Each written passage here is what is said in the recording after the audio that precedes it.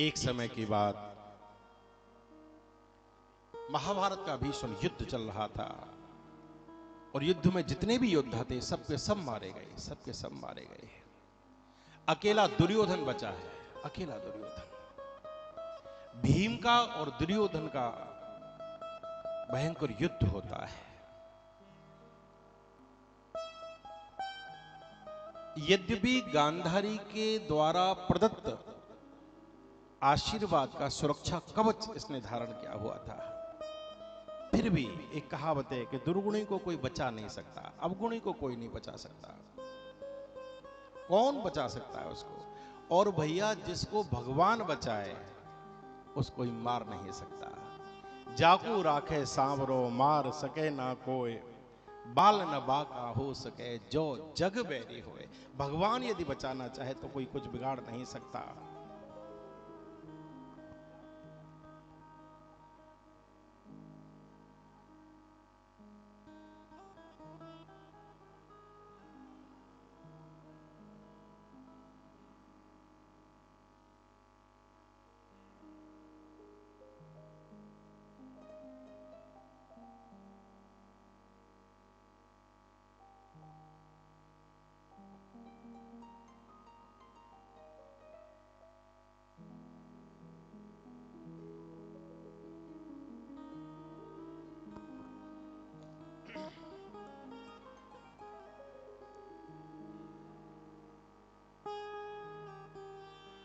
भीम का और दुर्योधन का युद्ध होता है। यदा मृधे कौरव संजयानाम वीरेष्वधो वीरगतिम गतेषु वृकोदरा विद्गदा विमर्श भग्नोरुदंडे धृतराष्ट्रपुत्रे। भयंकर युद्ध हुआ दोनों में, भयंकर युद्ध होता है। और भगवान के संकेत से ठाकुर जी संकेत देते हैं, भीम दादा बहुत सुंदर, भीम दादा बहुत सुंदर, और इशारा कर दिया, बोले यहां प्रहार करना है, यहां प्रहार करना है। यद्यपि गदा के युद्ध में जंघा पर प्रहार करना निषेध है, किंतु भीम ने यह प्रतिज्ञा ली थी कि जिस जंघा पर द्रौपदी को बैठने की बात तूने की है, मैं उसे तोड़ दूंगा, उसे रक्त रंजित कर दूंगा। और यही एक स्थान था जो वज्र होने का हो नहीं पाया, वज्र का शेष रह गया। वो कथा आपने सुनी भी, पत्ते इत्यादि लपेट करके गांधारी के पास गया था। और भीम ने जब गदाओं का प्रहार किया, रक्त रंजित हो गया, उसी समय पृथ्वी पर गिर पड़ा, चित हो गया, रुदन करता है, तड़पता है, रोता है, बिलखता है, परास्त हुआ। यहां से पांडवों को लेकर के भगवान तो लौट जाते हैं। अब यहां से बड़े गजब की कथा प्रारंभ होती है। आइए हम उस कथा का दर्शन करें। नितांत एकांत पेड़ के नीचे पड़ा हुआ है। आप दृश्य की कल्पना करके देखो, आसपास कोई नहीं, केवल लाशें दिखाई देती हैं, चीख पुकार दिखाई देती है, रांगण है चारों तरफ, खरसियार बोले, अनेक अनेक प्रकार की ध्वनि आती हैं। कोई करार आ रहा है, कोई कुछ कर रहा है, कोई कुछ कर रहा है, चारों तरफ रक्त ही रक्त दिखाई देता है। एकदम अकेला पड़ा हुआ है। और ऐसी दशा हो गई कि बार बार प्रभु से प्रार्थना करता है, हे प्रभु अब तो प्राण ही निकल जाए, ये दर्द हमसे सहा नहीं जाता, ये दर्द नहीं सहा जाता। दर्द से करा रहा था, रुदन कर रहा था, न उठ के जा सकता है, न चल सकता है, धड़ टूटा हुआ है, पड़ा हुआ है। और उसी समय घटना घटित हो जाती है। अश्वत्थामा आता है, ये बच गया था। अश्वत्थामा ने जैसे ही आकर के देखा कि मेरा मित्र पड़ा हुआ है, एकदम पास आके बैठ गया, गोद में भर लिया, सर अपनी गोद में रख लिया, अपने वस्त्र से धीरे धीरे धूल हटाई, रो गया और रो करके कहा, मित्र मुझे क्षमा करना, आज जो कुछ भी ये दृश्य उपस्थित है इसके लिए कोई और दोषी नहीं, आप स्वयं दोषी हैं। हे मित्र, तुमने आचार्य द्रोण को अपनी सेनापति बनाया, तुमने पितामह भीष्म को सेनापति होने का गौरव प्रदान किया, तुमने सूत पुत्र उस कर्ण को भी सेनापति बनाया, शल्य को सेनापति, तुमने सबको सेनापति होने का गौरव प्रदान किया, सब पर भरोसा किया, लेकिन एक अकेला मैं ऐसा हूं कि तुमने मुझ पर भरोसा नहीं किया, विश्वास नहीं किया।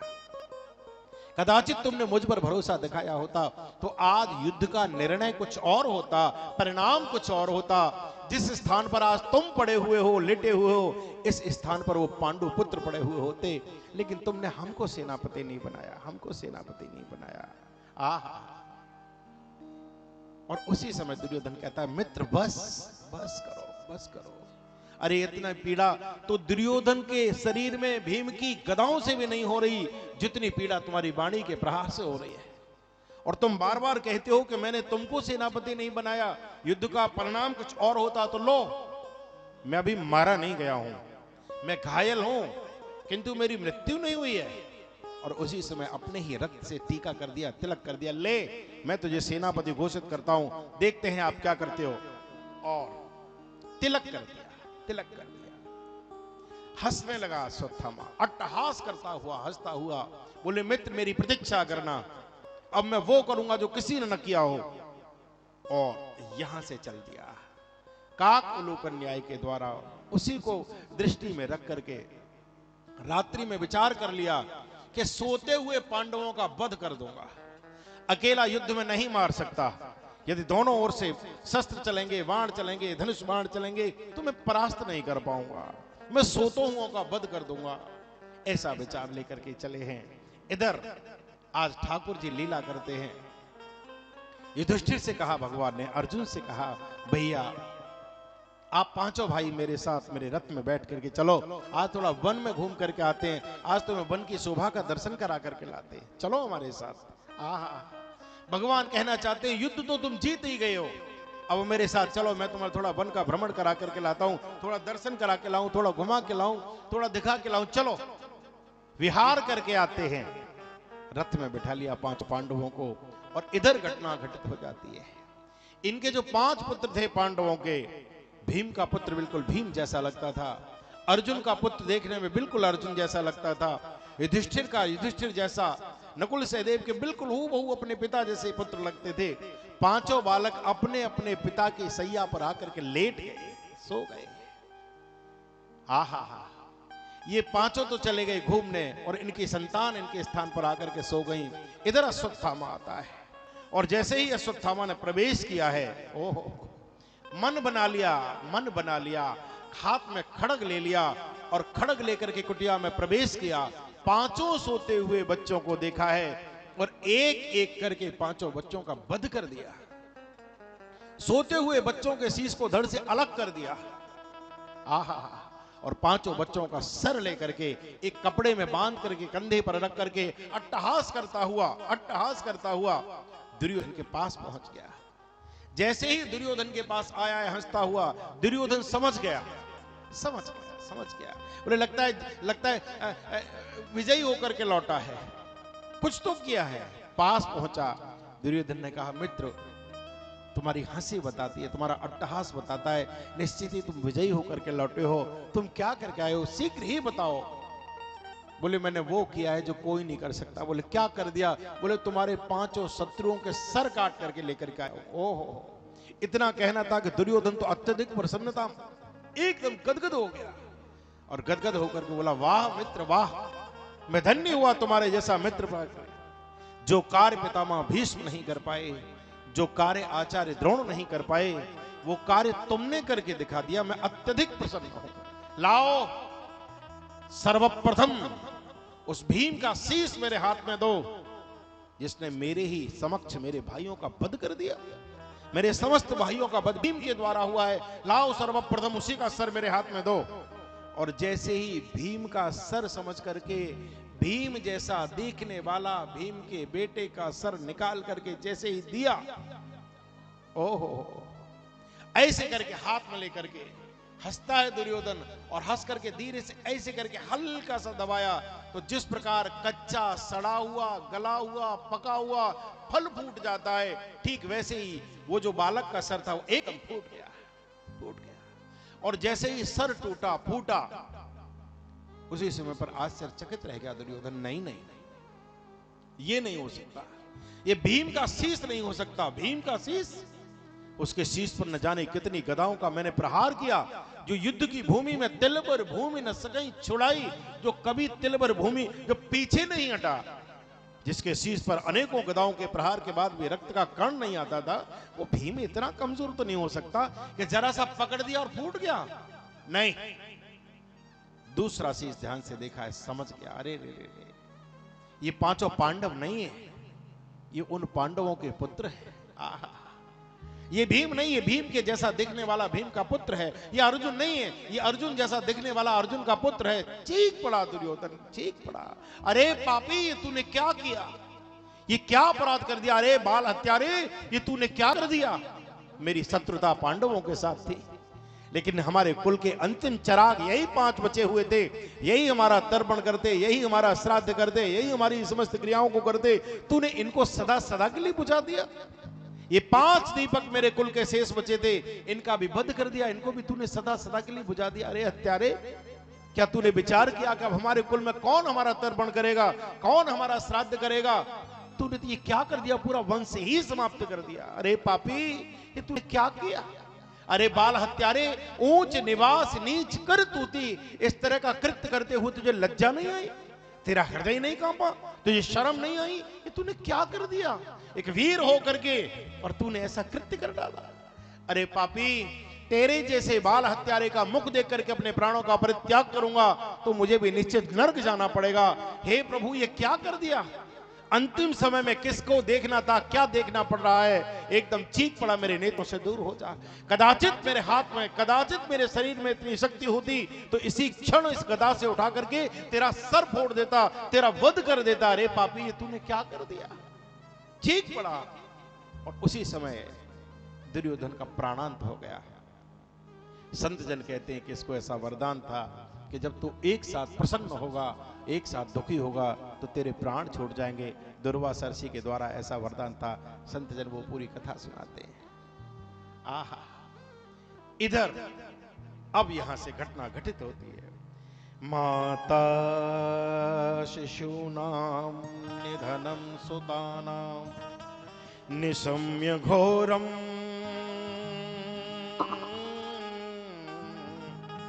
परितप्यमाना तदा रुदत बाष्पकलाकुलाक्षी तां सांत्वयन्नाह किरीटमाली।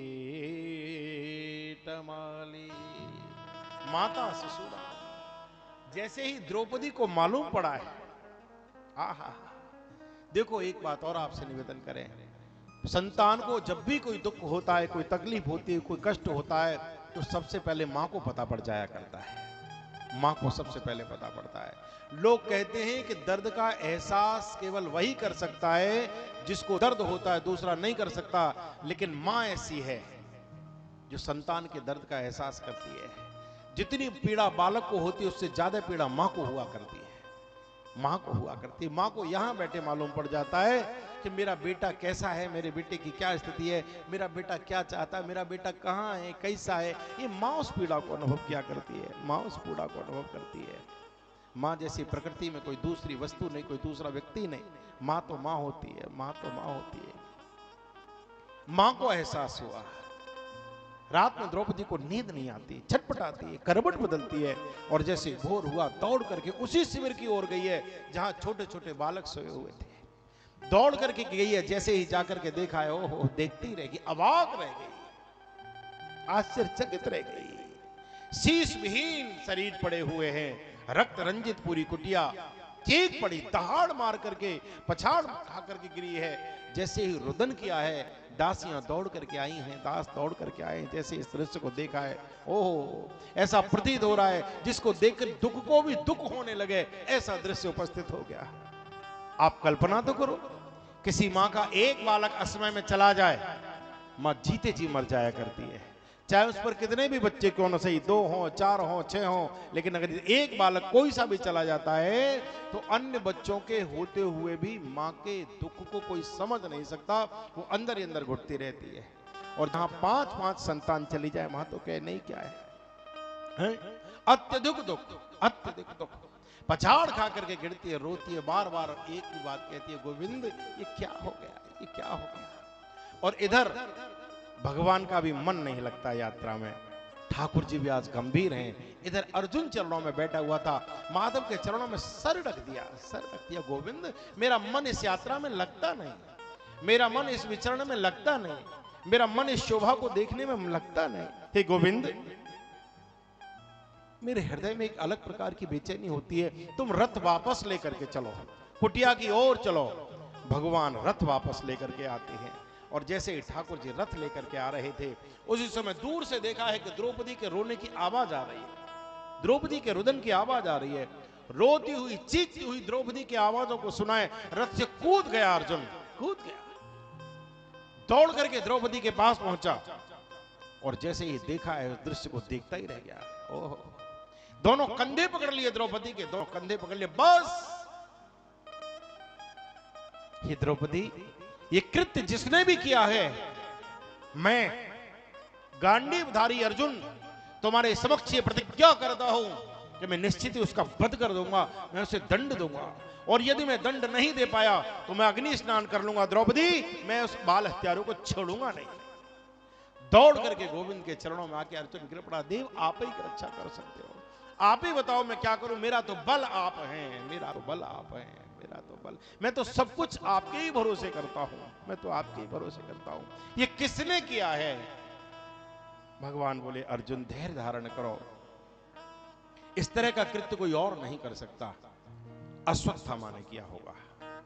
और जब कहा कि अश्वत्थामा ने किया होगा, दौड़ करके गांडीव लेकर के बैठ गया रथ में। देव, मेरा रथ उसी दिशा की ओर लेकर के चलो जिस दिशा की ओर वो पापी है। भगवान समझ गए, उसी क्षण रथ में बैठा लिया, रथ लेकर के भगवान चले हैं। ओहो, सिंह जिस प्रकार कोई घायल सिंह होता है, अर्जुन ठीक उसी प्रकार रथ में बैठा हुआ है। और जैसे ही रथ को आते हुए अश्वत्थामा ने दूर से देख लिया, ध्वजा देखी, घोड़ों की टापों की ध्वनि सुनी, उड़ती हुई धूल देखी, अर्जुन के गांडीव के टंकार सुनी, हृदय कांप गया, हृदय कांप गया। आज छोड़ेगा नहीं, आज घायल सिंह की भांति युद्ध करेगा, क्या करूं, आओ देखा नताओ। उसी क्षण निर्णय कर लिया, छोड़ूंगा नहीं, और ब्रह्मास्त्र का संधान कर दिया। जैसे ही ब्रह्मास्त्र का संधान किया है और ब्रह्मास्त्र को अर्जुन ने अपनी ओर आते हुए देखा, एकदम गोविंद के चरणों में गिर पड़े। गोविंद, इससे कौन बचाएगा, इससे कौन। कृष्ण कृष्ण महाबाहो भक्तानां भयंकर, त्वमेको दह्यमाना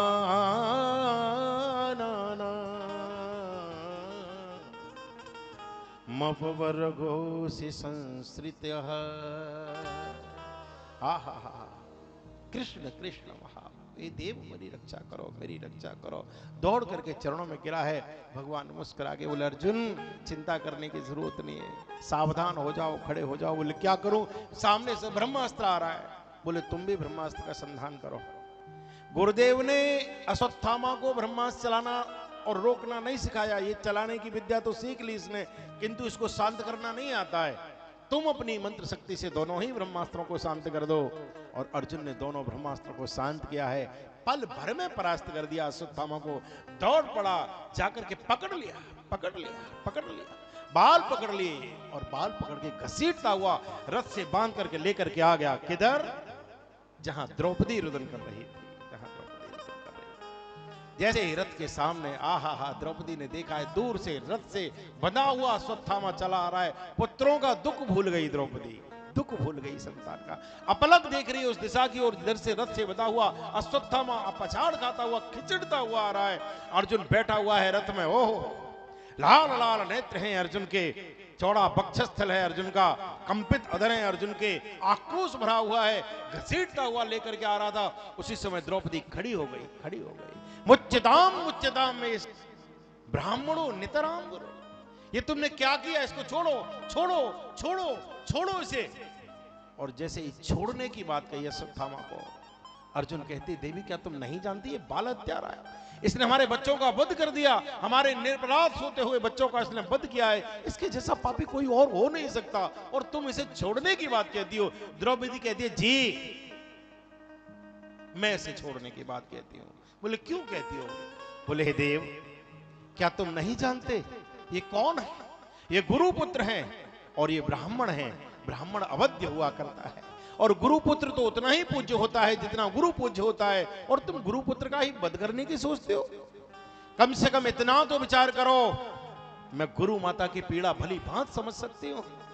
पुत्र गोद उजड़ने का क्या दुख होता है ये मैं जानती हूँ, ये मैं जानती हूँ।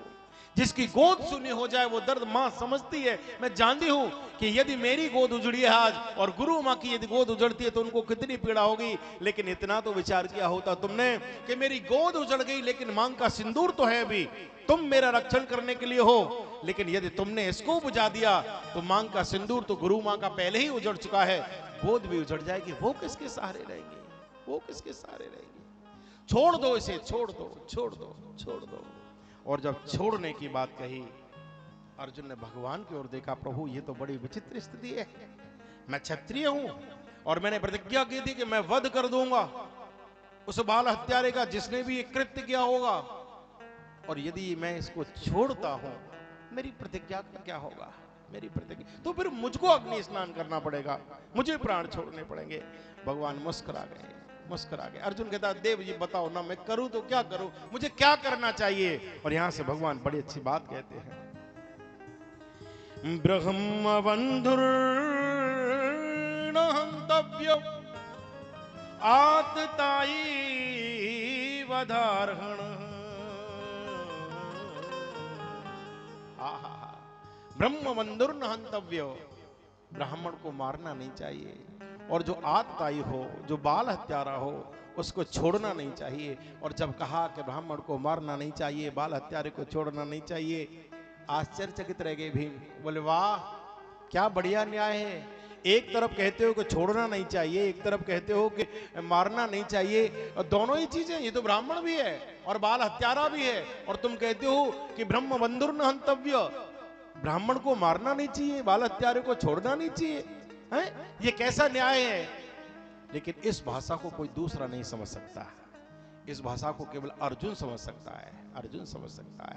क्यों समझ सकता है? सर्वाधिक सन्निकट रहने वाला अर्जुन ही है, जो सेवक भी है, स्वामी भी है, जो मित्र भी है, आहा, जो रिश्तेदार भी है, हाँ, जो भाई भी है। तो ही मोहि नाते अनेक, मानिए जो भावे, ज्यों त्यों तुलसी कृपाल चरण शरण पावे।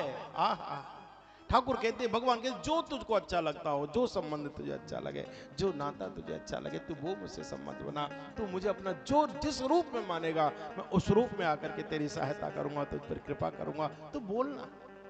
अर्जुन खड़ा हो गया, समझ गया भगवान ने क्या कहना है, समझ गए, और खड़ा हो गया, दौड़ करके अश्वत्थामा के पास गया, बाल पकड़ लिए, कुछ सर के बाल काटे, माथे पर जो मणि लगी हुई थी एकदम मणि को निकाल दिया। अरे पापी, क्या करेगा इस मणि का? ये मणि किस लिए है? मणि माने ज्ञान, मणि माने विवेक, मणि माने उत्तम विचार, मणि माने संस्कार, मणि माने ब्राह्मणत्व। अरे मूर्ख, तुझमें तो कुछ भी नहीं है, न तुझे ज्ञान है, न विवेक है, न तुझे ये पता कि क्या करना चाहिए और क्या नहीं करना चाहिए। ऊंच निवास नीच कर तूने ब्राह्मण कुल में जन्म लिया, आचार्य द्रोण का तू पुत्र है, ऐसे वीर पुरुष का वीर पुत्र होकर के भी इस तरह की कृत्य करने में तुझे लज्जा नहीं आई है? आहा, ये मणि तेरे शीश पर शोभा नहीं देती। निकाल दिया, पाद प्रहार किया और छोड़ दिया, छोड़ दिया। ऐसा किस लिए किया?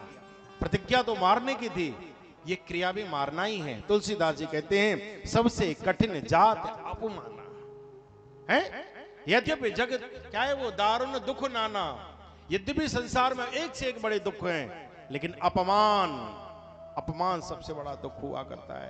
एक बात और जीवन में, फिर भी तूने मुझे क्षमा दान दिया, फिर भी तूने मुझे क्षमा दान दिया है। मैं कितना पापी हूं, मैं कितना पापी हूं, फिर भी तूने मुझे क्षमा कर दिया। चरणों में गिर जाता। लेकिन भैया, नीच व्यक्ति अपनी नीचता नहीं छोड़ता है, उसके साथ आप कितना भी भला कर लो, कितना भी भला कर लो। आप बिच्छू को निकालो ना पानी में से, आप जितना हथेली पर रखेंगे उतनी बारी वो तुम्हें डंक मारेगा, वो मानेगा नहीं। ये स्वभाव होता है, स्वभाव होता है, स्वभाव होता है। जो जो इस प्रकार के स्वभाव का होता है, जिसका कार्य ही विश्वासघात करना है, आप कितने भी प्रेम से उसको अपने साथ रखिए, आप कितना भी आदर उसको दीजिए, आप कितना भी उसके प्रति समर्पण भाव रखिए, लेकिन वो डंक मारे बिना मान नहीं सकता, वो विश्वासघात किए बिना मानेगा नहीं। और कई बार पूरी जिंदगी को चौपट करके रख देता है, आपके जीवन में उथल पुथल करके रख देता है। स्वभाव जिसका जैसा होता है, स्वभाव जिसका जैसा होता है। तो नीच व्यक्ति का नीच स्वभाव, ये विकृत बुद्धि का व्यक्ति है। चाहता तो द्रौपदी के चरणों में प्रणाम करता, लेकिन नहीं किया। आक्रोश भर गया। क्या कहता है? बोले, अरे पांडवों, तुमने मेरा अपमान किया। अभी तक तो मैंने केवल तुम्हारे 5 बच्चों का वध करके तुम्हारे कुल का समूचा नाश करने का निर्णय लिया, किंतु मैं जानता हूं अभिमन्यु की पत्नी उत्तरा के गर्भ में भी अभिमन्यु का तेज टिमटिमा रहा है। केवल एक चिराग बचा है तुम्हारे पूरे कुल में। लो, मैं आचार्य द्रोण का पुत्र अश्वत्थामा तुम्हारे अंतिम चिराग को भी बुझा दूंगा। और उसी समय पर बाण निकाल लिया और उत्तरा की गर्भ की ओर बाण चला दिया। जैसे ही उत्तरा के गर्भ की ओर बाण चलाया है, ओहो, एकदम रोती हुई, चिल्लाती हुई, बिलखती हुई उत्तरा दौड़ती हुई भगवान की तरफ आई है। ठाकुर जी के चरणों में आकर के गिर पड़े। पाहे पाहे महायोगिन देव देव जगत्पते, नान्यम त्वद्भयं पश्ये यत्र मृत्यु परस्परम। आहा, जाकर के भगवान के चरणों में गिर पड़ी उत्तरा और रो रो करके बार बार प्रभु से एक ही प्रार्थना करती है, देव मेरी रक्षा करो, मेरी रक्षा करो, मेरी रक्षा करो। भगवान ने मुस्कुरा करके कहा, उत्तरा हुआ क्या? बोले, हे देव, आप ऐसा मत समझना कि मैं अपने प्राणों का रक्षण चाहती हूं, मैं स्वयं जीना चाहती हूं, इसलिए तुम्हारे चरणों में आकर के प्रार्थना कर रही हूं। नहीं प्रभु, नहीं। अरे मैं तो उसी दिन मर गई थी जिस दिन वीर अभिमन्यु वीर गति को प्राप्त हुए थे। जब वो यहां से चले गए, मैं तो उसी दिन मर गई थी। जिय बिन देह नदी बिन वारी, तैसे ही नाथ पुरुष बिन नारी। बिना पति के क्या जीवन। जिस दिन वो चले गए, मेरे जीवन में तो जितनी भी खुशियां थी उसी दिन उनके साथ चली गई। मैं तो जिंदा हूं, लेकिन एक लाश की तरह हूं। आहा, ऐसे तेरे बगैर जिए जा रहे हैं हम, कंधे पे अपनी लाश लिए जा रहे हैं हम। मेरी जिंदगी तो ऐसी लगती है जैसे मैं अपनी ही लाश को अपने कंधे पर रख करके ढो रही हूं। और भगवान खड़े हुए हैं, सामने कुंती जी खड़ी हुई हैं, बार बार अपलक प्रभु का दर्शन किए जा रहे हैं, अपलक दर्शन किए जा रहे हैं। और दर्शन करते करते करते करते ठाकुर जी ने मुस्कुरा के पूछ लिया, बुआ क्या हुआ? और उसी समय कुंती ने दोनों हाथों से वस्त्र पकड़ के ठाकुर जी के सामने फैला दिया, गोविंद आज आपसे कुछ मांगना चाहती हूँ। और जैसे ही कहा मांगना चाहती हूँ, भगवान मुस्कुरा के बोले, अरे बुआ, तुम तो मेरी बुआ हो, तुम्हें मांग शब्द का प्रयोग करने की आवश्यकता नहीं, तुम तो बस बोलो क्या चाहिए, बस आप तो आदेश दीजिए। कुंती हाथ जोड़ करके भगवान से कहती है, हे देव, यदि मुझे कुछ देना ही चाहते हो तो मैं वरदान में बस यही चाहती हूं कि संसार के जितने भी दुख हैं, आहा, संसार के जितने भी दुख हैं, सब के सब दुख मेरे दामन में ला करके डाल दो। आहा, संसार के जितने भी दुख, वो दुख मुझे चाहिए, वो दुख समान तुम्हें देखने लगती हूं। इसलिए मेरा बिल्कुल भगवत भाव तुम में नहीं बन पाता, किंतु आज मैंने अपने मन को एकाग्र कर लिया है। गोविंद, मैं जानती हूं तुम केवल मेरे भतीजे मात्र नहीं हो, तुम साक्षात भगवान हो। हे तुम ठाकुर हो, तुम भगवान हो। और भगवान से क्या मांगना चाहिए मैं भली भांति बोले, बुआ दुख क्यों? बोले, सुनो गोविंद, दुख किस लिए मांगा है? आहा, बड़ी अच्छी बात कहती है। विपद संतु नः सस्वत् तत्र तत्र जगद गुरो, भवतो दर्शनम। सुनो, आहा, कहे हनुमंत विपत्ति जग सोई, जप तप सुमिरन भजन न होई। विपत्ति ये नहीं है कि इस प्रकार के दुख हमारे जीवन में चले आ रहे। बोले फिर? बोले विपत्ति तो वो है जब हमारे जीवन से जप निकल जाए, भजन निकल जाए, भगवत दर्शन करने की उत्कंठा निकल जाए, हम नीरस हो जाएं, हम भगवान से मुड़कर के संसार की ओर हो जाएं, ये विपत्ति। नंद नंदन मैं जानती हूं, महाभारत के भीषण युद्ध में आहा, पितामह भीष्म सामने खड़े थे, द्रोण खड़े थे, कृपाचार्य थे, बड़े बड़े वीर, बड़े बड़े योद्धा थे।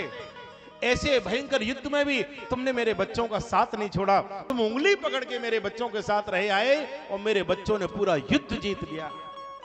तुम उनका हाथ पकड़े रहे, जब तक युद्ध में रहे, विपत्ति में रहे ठाकुर, तुमने उनका हाथ पकड़ के रखा। लेकिन जैसे ही युधिष्ठिर के राज्याभिषेक का समय आ रहा है, अब तुम हाथ छोड़ करके द्वारिका जाने की बात करते हो। तो विपत्ति वो नहीं थी, विपत्ति तो ये है कि तुम छोड़ करके जा रहे हो। जब तक जीवन में दुख था तब तक तुम हमारे साथ थे, जैसे सुख आया तुम जाने की बात करने लगे, तुम जाने की बात करने लगे हैं? सुख आते ही आहा, ऐसे सुख को क्या करूं हैं? उस सुख का क्या करूंगी जिसमें भगवान ही नहीं रहे। मुझे तो वो दुख बहुत प्यारे हैं जो तू साथ में खड़ा हुआ था, और आज तुम जाने की बात करते हो। और भैया, जब तक धन धान्य नहीं आता जीवन में, जब तक पैसा नहीं आता, जब तक प्रतिष्ठा नहीं आती, तब तक भगवान याद रहता है। और ये सब चीजें आ जाती हैं तो सबसे मेरा ये नाम है, आप नाम ले लिया करो। तो मैंने कहा ठीक है जी, नाम ले देंगे, कोई बात नहीं, परंतु हमें संकोच होता है किसी का भी नाम लेने में, लेकिन हमको बहन कहना अच्छा लगता है। बोले नहीं महाराज जी, क्या होता है, क्या मैं बहन जी टाइप दिखती हूँ? लो, फिर मैंने उनसे पूछा, मैं पूरा, मैंने कहा बात क्या है? अरे बोले सहेलियां चर्चा करती हैं, वो बोले वो तो बहन जी टाइप दिखती हैं। बहन जी टाइप का सीधा सीधा अर्थ ये हो जाता है पुराने जमाने टाइप की, थोड़ी खराब वैसी सोच वाली, पुरानी, मॉडर्न नहीं दिखाई देती। लो, इस अर्थ का अर्थ ही बदल दिया, इस शब्द का अर्थ ही बदल दिया। अब किसी को बहन जी को, तो हम तो बहन जी कहने में भी डर है कि सामने वाला नाराज ना हो जाए। अरे ये तो बड़ा पवित्र शब्द है, ये तो पवित्र शब्द है, हैं? बहन शब्द से ज्यादा कोई दूसरा शब्द पवित्र हो सकता है? बेटी से ज्यादा कोई पवित्र दूसरा शब्द हो सकता है? माँ से ज्यादा पवित्र कोई दूसरा शब्द हो सकता है? ये तो बड़े गौरव का, बड़े आदर का शब्द है, बहन शब्द। लेकिन धीरे धीरे धीरे धीरे स्टैंडर्ड मेंटेन करने के चक्कर में, एक हम तो कुछ विशेष हैं, उस जाने की दिशा में बहुत सारी चीजें धीरे धीरे खराब होती जा रही है, धीरे धीरे खराब होती जा रही है। तो यही बात आती है कि विपत्ति क्या है? विपत्ति क्या है? बोले विपत्ति ये है कि भगवान का भजन छूट जाए। विपत्ति सबसे बड़ी ये है कि व्यक्ति यही भूल जाए कि मुझे जाना कहां है। ये सबसे बड़ी विपत्ति है। और कुंती कहती है मुझे दुख चाहिए। गोविंद मुस्कुरा के बुआ को हृदय से लगा लिया, अरे बुआ तू कैसी बात करती है। और भैया, ये भगवान की माया है, ये ठाकुर जी की लीला है। गोविंद जब एक बार मुस्कुरा करके देख लेते हैं तो सारे दुख दूर हो जाते हैं, व्यक्ति भूल जाता है क्या कर रहे हैं क्या नहीं कर रहे। और सामने मंद मंद मुस्कुराते हुए ठाकुर जी सामने खड़े हैं, कुंती हाथ जोड़े खड़ी हैं, और ठाकुर जी ऐसा मुस्कुरा करके देख रहे हैं कि भूल ही गई कि बात क्या हो रही है, क्या कह रहे थे क्या नहीं, अपलक देखती जा रही हैं, अपलक देखती जा रही हैं, अपलक। भक्त तो यही बात कहता है, कुछ भी नहीं चाहिए, कुछ भी नहीं चाहिए, तू चाहिए। मुझे संपत्ति नहीं चाहिए, मुझे धन नहीं चाहिए, है मुझे दाम नहीं चाहिए, मुझे तो तू चाहिए, तेरे अलावा और कुछ चाहिए ही नहीं, बस तू मेरा हो जा, इसके अलावा तो और कुछ चाहिए ही नहीं। आइए हम भी 2 मिनट प्रभु का स्मरण करें।